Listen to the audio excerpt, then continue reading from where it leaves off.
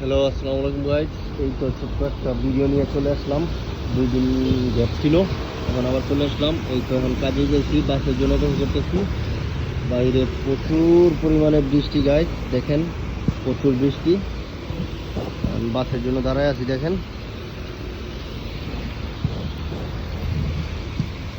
বাসের জন্য দাঁড়ায় আছি। এই যে বাস স্টপ দেখতে পাচ্ছেন,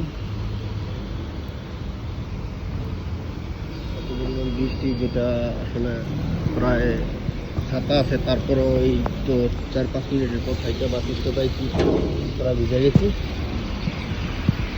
দেখতে পাচ্ছেন। যেই জায়গার মধ্যে আমি হাইটা চলে যাই, এখন বৃষ্টির কারণে হাইটা যাইতে পারতেছি না, বাসের জন্য দাঁড়িয়ে আছি। 10 মিনিট লেট হবো কাজের।